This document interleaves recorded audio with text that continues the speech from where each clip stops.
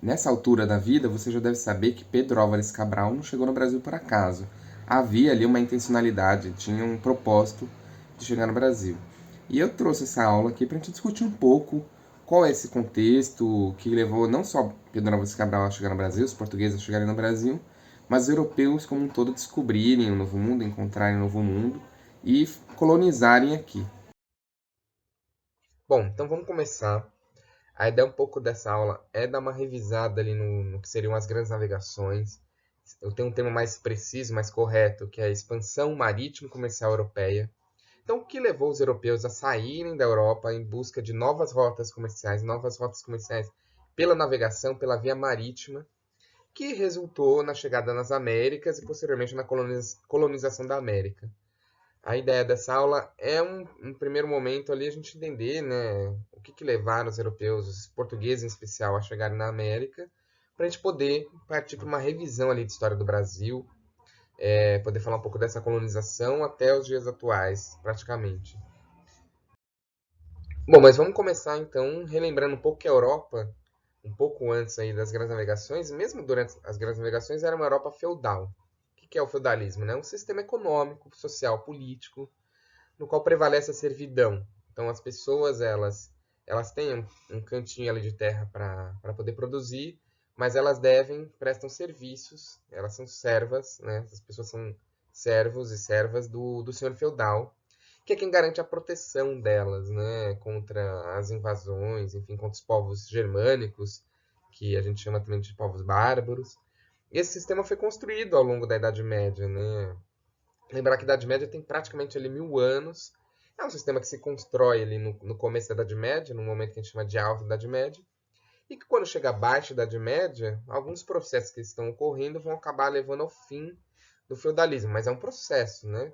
A gente tem a data que marca ali o fim da Idade Média em 1453, com a queda de Constantinopla, mas não é assim do dia para a noite que o feudalismo acaba, né? O feudalismo ele vai ter, a gente pode estender as relações servis até, né, o século XX, ali na Europa, na Rússia, no leste europeu. Mas enfim, lembrar que a Europa passava por esse momento de feudalismo quando das grandes navegações. Mas já no século XIV, um pouco antes de começar essas grandes navegações, a gente tem o chamado Renascimento Comercial Urbano, né? Então, diversas transformações pelas quais a Europa passava, como o desenvolvimento agrícola, então, novas ferramentas agrícolas, como o arado, novas formas de produzir, por exemplo, fazendo rotação de terra, né? Então, você tem 3 terrenos, você planta em 2 e deixa um descansando. Você tem 4 terrenos, você planta em 3 terrenos e deixa um descansando. Então, tudo isso vai começar a resultar num maior desenvolvimento agrícola, no maior desenvolvimento de excedente de produção. E com esse desenvolvimento agrícola, né, também a gente tem o quê? Um crescimento populacional. A Europa começa a crescer em termos de população, né? A Europa que ali sofreu com a Guerra dos 100 Anos, a Europa que sofreu com a Peste Negra, começa a ter ter uma revirada, né, vamos dizer assim, na sua população, começa novamente a crescer. E tudo isso gera esse excedente de produção. Com excedente de produção, quando você produz mais do que você consome, isso te leva a comerciar, isso te leva a vender, a querer trocar. Porque a ideia dos feudos, né, no início, era que eram territórios autossuficientes. A ideia era se isolar no campo, porque estavam tendo muitas invasões dos povos germânicos, muitas invasões dos povos, desculpa, muitas migrações dos povos germânicos. E a ideia ali do feudo era isso, era uma fortaleza e você cultivava as terras ali em volta, uma relação servil, como eu já comentei. E a ideia era ser autossuficiente. Mas nesse momento aqui do fim da Idade Média, do fim do feudalismo, inclusive, a gente tem o quê? Um acidente de produção. As pessoas começam a querer voltar a fazer trocas, fazer comércio. E nos, nos encontros de rotas comerciais começam o quê? A se formar feiras, né? Feiras de negócios mesmo, onde você passava e vendia suas coisas. Começa a ter comerciantes, muito pela via ainda terrestre, né? Com as grandes caravanas, que vão passando de feudo em feudo, de burgo em burgo, comprando e vendendo. E a gente tem o quê? Um renascimento do comércio. Enquanto na Alta Idade Média o comércio estava em baixa, os feudos eram autossuficientes, ninguém se interessava em vender e comprar. Aqui no fim, na Baixa Idade Média, né, no que seria já o fim do feudalismo, a gente tem o quê? Um renascimento comercial. Então as pessoas voltam a fazer comércio. E um outro ponto importante também que ajuda o renascimento comercial e urbano, as pessoas voltam a morar nas cidades, é importante lembrar disso, são as cruzadas. Bom, com esse crescimento populacional, começa a ter um problema ali, em especial nas cidades europeias, do que fazer com esse tanto de gente que não tem trabalho, enfim. E uma coisa que surge ali pela Igreja Católica é a questão das cruzadas, que eram movimentos é, militares, né? A ideia era reconquistar Jerusalém, que estava sob posse dos árabes há alguns séculos. Mas é claro que essa ideia de reconquistar Jerusalém veio bem a calhar na época, porque você conseguia tirar essa população excedente da Europa, que estava desempregada, que não tinha muito o que fazer ali na Europa, com a promessa de uma terra prometida, né? Porque os cruzados eles podiam, quando invadiam uma cidade ali, de posse dos árabes, podiam realizar saques, eles podiam ocupar a terra, construir sua casa, alguns morriam também, né? Então as cruzadas também ajudavam nesse sentido a se livrar, né? Vamos colocar nesses termos, desse excedente populacional. Mas, de qualquer maneira, as cruzadas serviram ali para reativar um pouco esse comércio também, essas rotas comerciais, essas feiras, enfim. Enquanto tudo isso acontecia na Europa como um todo, vamos falar um pouquinho aqui da Península Ibérica, dessa região aqui, que hoje é Portugal e Espanha, mas que na época era. Trouxe até aqui um mapa, eu já vou explicar melhor esse mapa. Na época era um território árabe, era um território que tinha sido invadido, conquistado pelos árabes quando da sua expansão ali no século 7, 8 depois de Cristo. Mas ao norte da Península Ibérica, deixa eu pegar aqui, nessa região norte da Península, os árabes eles não conseguiram avançar porque aqui na divisa entre o que hoje é a Espanha e a França, eles foram detidos pelos francos, pelo reino dos francos. E também aqui nessa região tem uma cadeia de montanhas chamadas Pirineus, que dificulta a passagem, né? Então os árabes se concentraram aqui no centro e no sul da Península Ibérica, e ao norte houve uma manutenção ali de alguns reinos cristãos, né? Em especial o reino de Leão, o reino de Castela e o reino de Navarra. A partir do ano 1000, vocês podem ver aqui pelo mapa, esses reinos vão avançando sob o domínio árabe e vão reconquistando, né, essa região que antes tinha sido uma península romana, a península da Ibéria, e agora vai sendo reconquistada, apesar de a gente poder discutir um pouco esses termos, mas enfim, não vou entrar no mérito aqui, vai sendo reconquistada por esses reinos cristãos, esses reinos católicos na época. Então, os reinos de Leão, Castelo, Reino de Navarra vão avançando. Então, aqui dá para ver que conforme os anos vão passando, eles vão chegando cada vez mais ao sul. E nesse processo de reconquista surge o condado portucalense. O que é um condado? Você pega um território e você dá esse território para um conde, né? Esse condado portucalense ele era extremamente militarizado. Todos os reinos dessa época eram militarizados porque aqui era uma guerra mesmo. Era uma guerra entre os cristãos e os árabes em torno do território da Península Ibérica. Então, é um reino que já nasce bem militarizado, bem centralizado, desculpa, um condado, né? E que vai lutar pela sua independência em relação a Leão e Castela e vai conseguir a independência. Então, Portugal se forma enquanto reino já bem militarizado, bem centralizado, com um poder real bem mais forte do que a gente consegue ver. Porque o que aconteceu no resto da Europa? O resto da Europa passou pelo feudalismo. E no feudalismo, o rei não tem tanta importância. O que impera ali durante a Idade Média é a autossuficiência, a autonomia e a soberania dos feudos, né? Então, cada feudo tinha suas regras, suas leis, sua moeda. A gente vai ver que durante o fim do feudalismo que isso vai mudando, que o poder vai sendo centralizado pelo rei.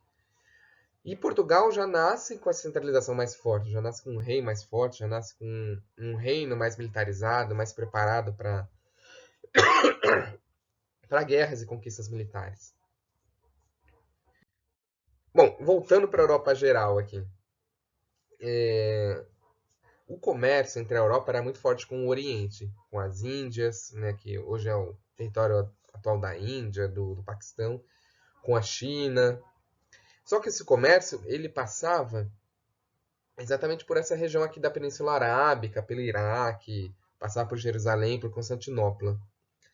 Mas o que acontece? Uma das tribos dessa região aqui do Cáucaso, os otomanos, que também são conhecidos como turcos, né, dependendo da tradução, enfim, eles vão conquistando territórios e vão formar o que é conhecido como Império Otomano. Né? Tanto que a queda de Constantinopla, que é a data que marca o fim da Idade Média, 1453, Constantinopla está aqui, ó. Hoje é a atual Istambul. A queda de Constantinopla é, na verdade, quando o Império Bizantino é derrotado pelo Império Otomano. E como vocês podem perceber nesse verde mais escuro, o Império Otomano acaba dominando esse trecho aqui, né?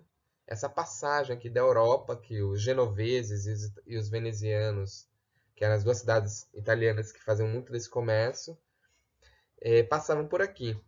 O Império Otomano ele não necessariamente ele fecha essas rotas comerciais, mas ele cobra mais imposto. Então as especiarias, né, o cravo, a canela, mesmo a questão do açúcar, essas especiarias começam a ficar mais caras ali na Europa.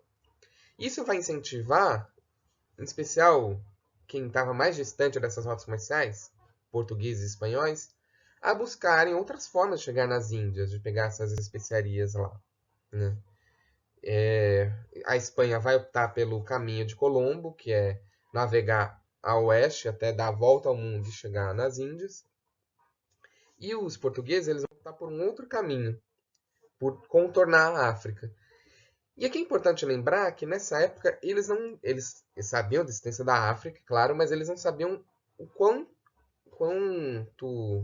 o quão longe era fazer esse contorno. Né? Eles não tinham essa dimensão da África que a gente tem hoje. Qual que é a distância de Lisboa até o Cabo da Boa Esperança, que é o lugar que hoje é a cidade do Cabo, na África do Sul, que é o lugar onde você faz a passagem para subir aqui para o Oceano Índico e chegar nas Índias. Então eles não tinham muito essa noção, né? Mas eles vão conquistando essa noção em busca desse comércio de especiarias. E há um processo que a gente chama de périplo africano, né? Essa contorno aí do sul da África, né? Que começa em 1415, com a tomada de Ceuta, aqui no atual Marrocos.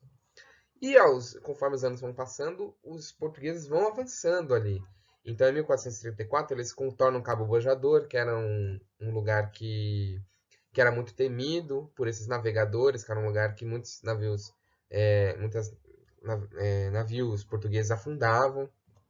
Em 1462 eles chegam na Guiné, que é mais ou menos a região hoje da Guiné, da Nigéria, do Benin. Então você vê que conforme as décadas vão passando, é um processo de décadas, né? Não é do dia para a noite que Vasco da Gama chega em Calicut, na Índia, né? Vocês podem perceber aqui que vão passando anos, vão passando décadas, e Portugal vai chegando cada vez mais longe. E quando Portugal chega nesses lugares, eles constroem as feitorias. O que são feitorias? São entrepostos comerciais, né? O entreposto é um lugar de referência. Hoje em dia, em inglês, a gente chama de hub, né? É um lugar de referência ali para você fazer comércio, só que as feitorias têm um detalhe, elas são fortificadas. Então você tem uma espécie de vilazinha, aldeiazinha, que tem uma fortificação, que tem uma muralha, que tem guardas protegendo e que serve para fazer comércio. Se chega alguém ali querendo fazer comércio, legal, faz as trocas comerciais. Se chega alguém ali querendo tomar o território ou tomar as mercadorias, tem um conflito armado, né?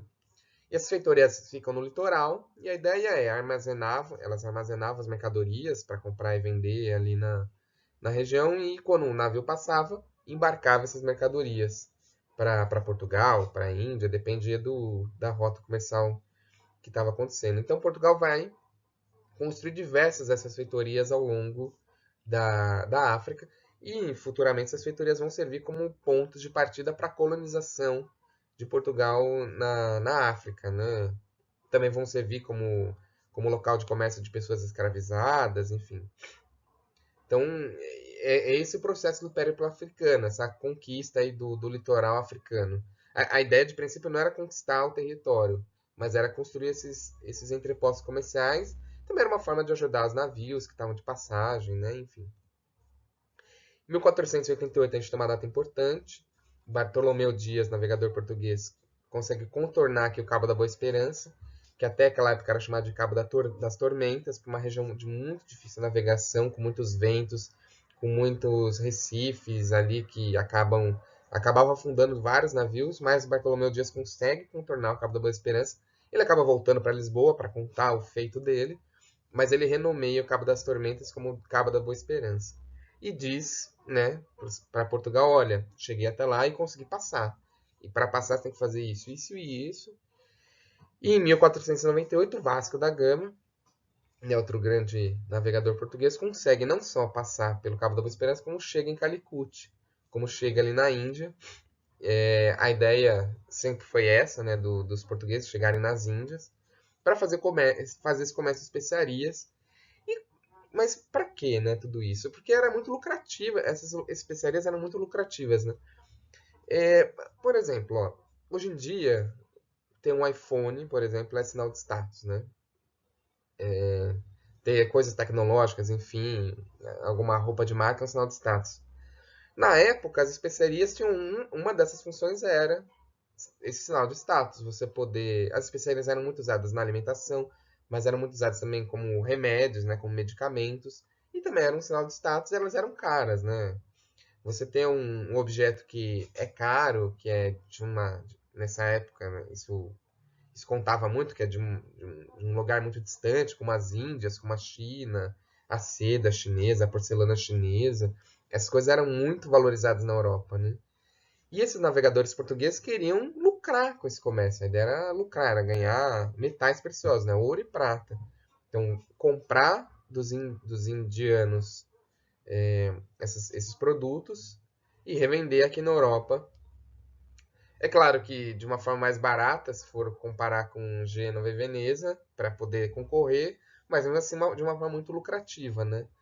E como eu já falei anteriormente, Gênova e Veneza estavam sofrendo com o Império Otomano aqui cobrando imposto, fechando rotas comerciais, enfim, e aumentando muito o valor dessas especiarias. Bom, mas tem uma pequena questão. Quando o Vasco da Gama chega de volta em Lisboa, ele leva duas informações. A primeira, que na época do ano que eles costumavam viajar para as Índias, o vento aqui no Atlântico Sul, no litoral africano, soprava para o norte, né, em direção a Lisboa, e eles estavam querendo descer o Oceano Atlântico. Então a ideia é cada vez mais ampliar esse arco aqui para não pegar esses ventos que estão soprando para norte. E Vasco da Gama já aponta a possibilidade de terras a oeste da rota que ele estava passando, né? E, e tem uma outra questão também que ele não foi muito bem recebido ali em Calicut, né? Lá em Calicut não acharam que ele era, como ele se dizia, né? Um navegador e representante de um grande rei europeu, enfim. Então, Portugal decide mandar uma nova expedição já em 1500, a expedição de Pedro Álvares Cabral, que acho que todo mundo sabe, que vai descobrir o Brasil, vai achar o Brasil, enfim, vai aportar no que hoje é o Brasil em 1500. E o Pedro Álvares Cabral, ele não era um excelente navegador, ele era um nobre português, então a ideia era dele ser um porta-voz mais qualificado, vamos colocar assim, do rei português.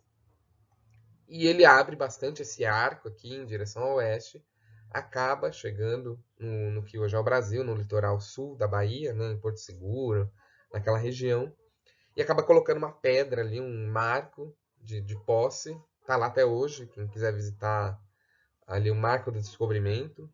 Esses marcos eram famosos, tem outros, se não me engano tem outros pelo Brasil, tem na África, é uma pedra com o símbolo de Portugal da época, né? E toma posse, aproveita para ver como que tinha ali, que terra era essa, e depois segue viagem para Calicut. Bom, e foi basicamente assim que os portugueses chegam à América em 22 de abril, e desembarcam aqui e vai começar ali o que a gente vai chamar de Brasil hoje em dia, né? Esse termo não existia na época. Aqui não era o Brasil, quando Cabral chega aqui, ele dá o nome de Ilha de Veracruz, né? A ilha da verdadeira cruz, Ilha de Veracruz. No ano seguinte, rebatizam como Terra de Santa Cruz. Mas o Brasil mesmo só vai começar a existir muito mais para frente, lá no século XIX. A gente vai falar sobre isso em breve.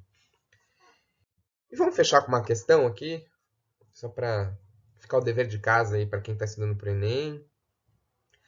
Para quem não está estudando, para quem só estava curioso, pela aula agradeço. Não esquece de curtir, de compartilhar, me ajudar aqui a divulgar meu trabalho.